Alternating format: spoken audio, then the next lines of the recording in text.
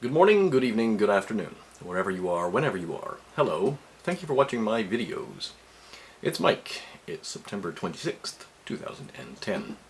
Here's a few of the more interesting stories I found this week. Now the first one is from the Financial Times, and if you've been looking at the FT, you may not actually be able to open this article, because I think you're allowed 10 free views a month, or some stupid number like that. Of course, the easy trick is just to register with the new email address, but anyway. So we start off with Bernanke. Everything I'm going to reference is linked below, down below, if you want to expand out the description box and check some of these things out. Please feel free. Bernanke ponders QE2 to keep America afloat.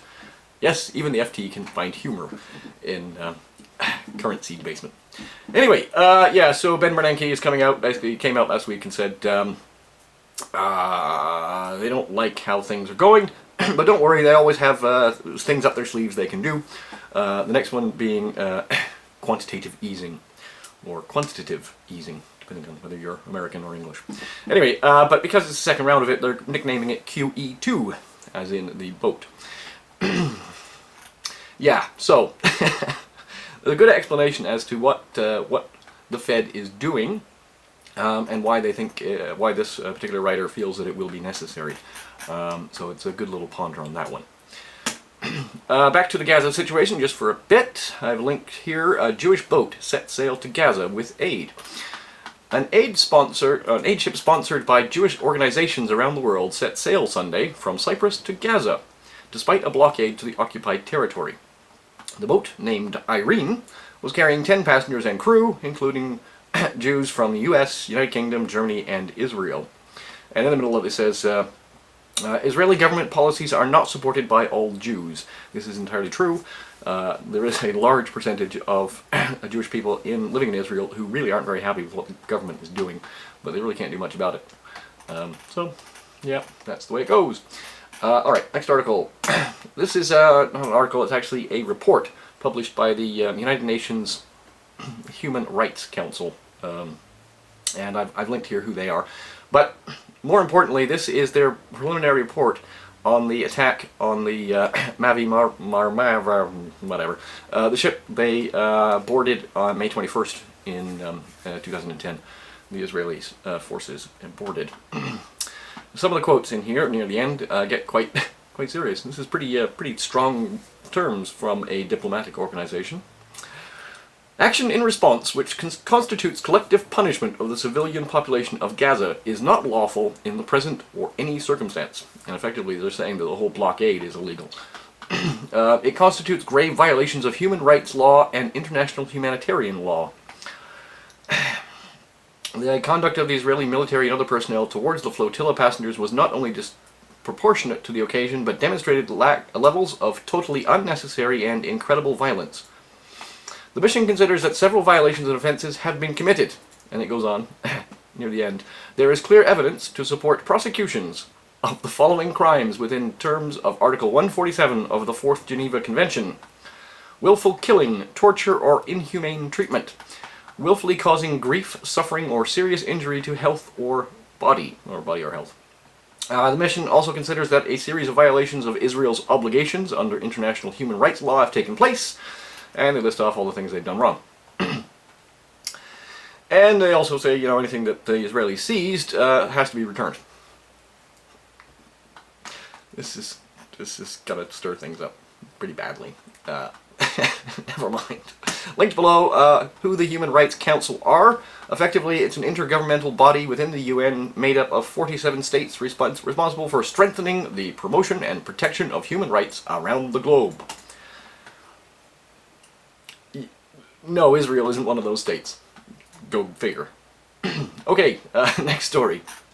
Also on Israel, Middle East peace push faces settlement deadline. Basically saying that the 10-month freeze on new construction in the Israeli settlements in the occupied West Bank expires today, and Israeli settlers are already starting to dig new holes. Nuts. Elsewhere in the world, I found this one funny, so I thought I would include this. The former guerrilla, set to be the world's most powerful woman. This is the story of the head of the what do they call it? The Labour Party. It's not that though, it's Workers' Party in Brazil. Now, you would think that a name like that, they would be very communist, but they're more social democratic than anything else. So Dilma Rousseff will soon be, or most likely will be, the next president of Brazil. And she will be the most powerful head of state, or woman, most powerful woman head of state in the world. And she's an ex-terrorist, using today's vernacular. Because they won, or they didn't lose, she's now a guerrilla. Love it. Gotta love it. Okay, Stuxnet worm. This is a computer virus, and it is specifically targeting a control system. The control systems within power plants primarily, but also control systems within all kinds of other things. And it's quite odd because most of the infections of this appear to be occurring in Iran. And there's an interesting line here. It is believed to be the first computer virus aimed at causing physical changes in the real world. Yeah, very good. Worm is based on complex code that combines several known hacking techniques to make it quicker to spread and more difficult to eradicate. It also exploits known vulnerabilities in Windows operating system that are not running the most recent security update. Yes, and another article linked here from today. Computer worm infects Iran's nuclear station. Basically, this virus specifically goes after a Siemens a control system, which is called SCADA, I think. And of course, all the major power plants around the world are running this stuff. So, it gets even more interesting. Now, the Microsoft article I've linked, the Stuxnet Sting, mentions the fact that most of the reports are coming from the US, Indonesia, India, and Iran. And then they say, but when you factor in the number of computers that are in these countries, the infection rate is very low. Okay, stop having us over the barrel. I bet there's more than tens of thousands in the States infecting power stations in the States. But they're not going to tell us that, because that would just freak people right out. No, instead they're going to tell us that it's mainly Iran. Now, where did this come from? The experts are stumped. It's been around since the beginning of July, merrily flying around infecting computer systems everywhere. What does it do? It's really quite cool, actually. It infects a machine, and then it rewrites some code in the PLC, which is a programmable logic controller. And effectively, it stuffs itself in there, and it hides itself. You can't see it.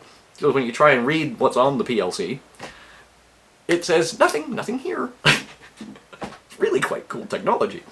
And they're scratching their heads over where this came from. Because the technology involved in it is orders of magnitude higher than anything else they've ever seen. Which would suggest that it's not coming from hackers. It's coming from a government somewhere. Now, don't be surprised, this has happened before. I've linked an article here, how the CIA engineered a 3-kiloton Siberian pipeline explosion. The CIA heard that the Trans-Siberian pipeline, the Russians were looking to get some of this technology. And so what they did was they infected a bit of software that they knew the KGB was about to steal. And then when they started running it, it blew up the pipeline. Yes, 3 kilotons is roughly 1/5 the size of Hiroshima. So yeah, 20% of Hiroshima. Fortunately, it blew up in the middle of a forest and nobody ever heard about it. But yeah, one of the biggest, most monumental non-nuclear explosion and fire ever seen from space, is the quote. So it could be perhaps Russia, it could be China, it could even be the States, but it could also be Israel. Israel, of course, has one of the most advanced high-technology organizations in the world. And in fact, because of course everyone in Israel must spend some time in the army, the IDF, anybody that's, technologically minded gets shoved into what's called the Science Corps, including a lot of computer programmers. I know this because I used to work with some of them. And they go on to say that the science rate in Israel has the largest percentage of engineers in the world, with 135 engineers per 10,000 people, as compared to 85 per 10,000 in the US. Yes, and they do all kinds of really funky stuff. Yeah, and in fact most of the antivirus companies have offices there where they're actually developing the antiviruses. So go figure, huh? We'll never hear. Okay, Ireland. What's been going on in Ireland? Irish response to crisis will make economy stall. Senior economist accuses government of trying to sloganeer the country back to life. And the quote here, "For me as an Irish citizen, this is like watching a slow car crash. The more they cut, the more the economy will continue to stagnate. The Irish government seems to think they can emote the country to life by sloganeering. But people who don't understand economics have taken over." It's true. So, article from Ambrose Evans Pritchard in the Telegraph. Ireland faces double dip. Mulls restructuring of junior bank debt. Dr. Essing said it would be suicide for any country to leave the euro, but it could happen anyway if a state finds itself in such a disastrous situation that extreme parties get a majority, i.e. what happened in Iceland. A recent poll by the German Marshall Fund found that 55% of EU citizens now think the euro is a bad thing. Yeah, go figure. It was all of Europe, but anyway. FT again, this is Alphaville, so it's free. Would you buy bonds from this man? It's usually quite comical commentary. Presenting John Corrigan, head of the Irish National Treasury Management Agency, so basically the Irish Treasury. Says market concern about finding challenges of Irish banks is like earlier hype about Millennium Bug. Okay, two articles that were referenced in here. Of course, the Irish bonds are going completely mental again, still. They did sell. Their bid to offer rate was, or whatever it's called, was quite high, incredibly high in fact, but they didn't manage to sell all the bonds. One would therefore assume that some of the people were saying, okay, just give it to me for like €1. I'll take that €1,000,000 bond for €1. How's that? Yeah, what a nightmare. So yeah, so that's Ireland's subordinated bond attack is the next one. And there was in there a little line about, the hype of Y2K and what that was all about. I've linked an article here, was Y2K a waste? And in there, American utility companies spent hundreds of millions working on the problem. And in testimony before the Senate, several reported that the measures they put in place prevented widespread failure. So yeah, it wasn't hype. It really was that close that everything could stop working and planes could fall out of the sky and all that kind of stuff. It really could. I know, because I was working on some of it. It was not a good thing. It's like, oh, that's a bad thing. Oh, that's going to cause it to go boom. We won't be doing that then. Gold is the final refuge against universal currency debasement. Ambrose Evans Pritchard yet again. We live in an amazing world. Everybody has big budget deficits and big easy money, but somehow the world as a whole cannot fully employ itself. Yes. Congress will vote next week on the Currency Reform for Fair Trade Act. This essentially is going to be saying that the Chinese are devaluing their money too much, and they really should bump up the value of their money. And they're considering imposing, quote, remedial tariffs on Chinese goods, deemed to be receiving benefit from an unduly weak currency. That's not going to go very well. And yeah, this is going to do funny things to currencies all over the world. And yes, so Ambrose basically saying that gold must go higher. It's the only way they can debase the currencies the way they're doing.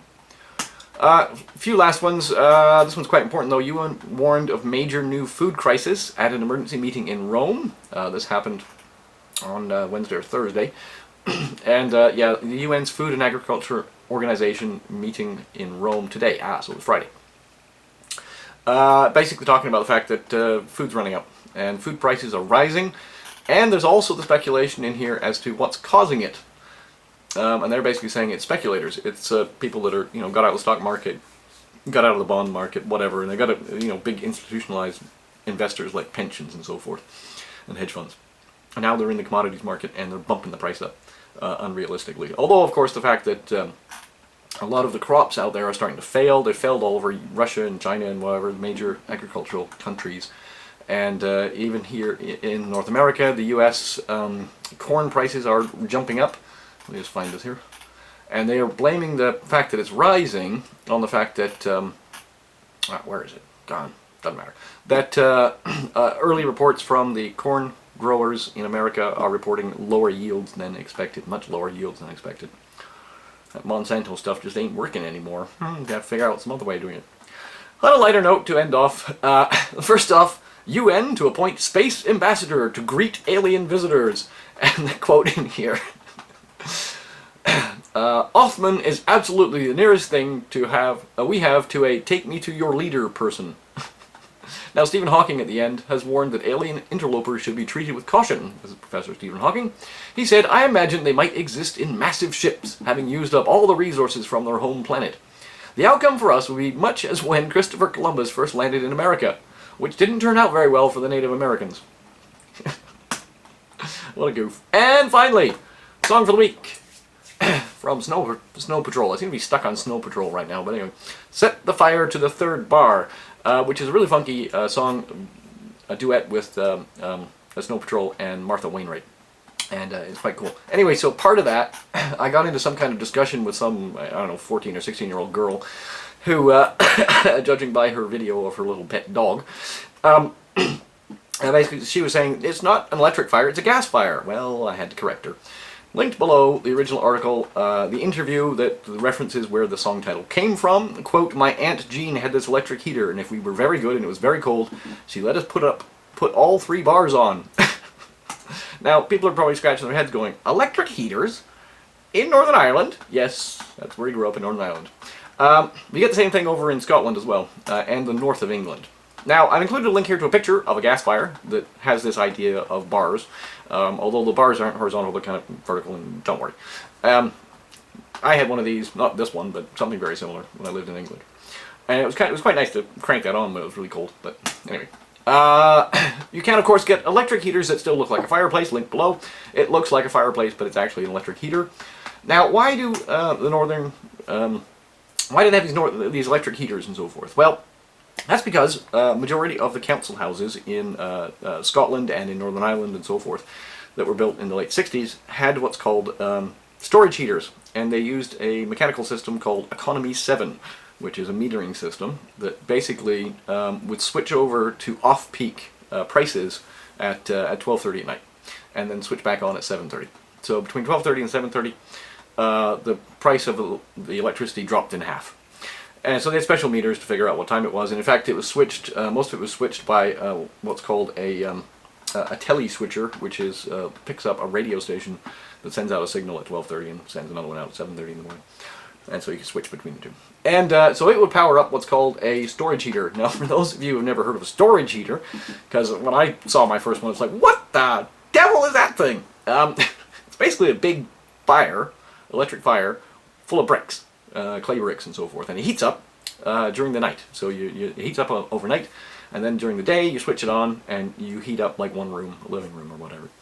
Very cost-effective way of doing things. So if you've never heard of a storage heater, you've never been to Northern Ireland, you've never been to Scotland, you've probably never heard of any of this, and you'd probably think that 3 bars was related to a gas fire. It's not. It's an electric fire. Pa! Okay, everyone. Peace, love, understanding. Oh my god, look how long this is. I'm going to have to do it in low res. Oh well. Have a good week, everyone. Bye.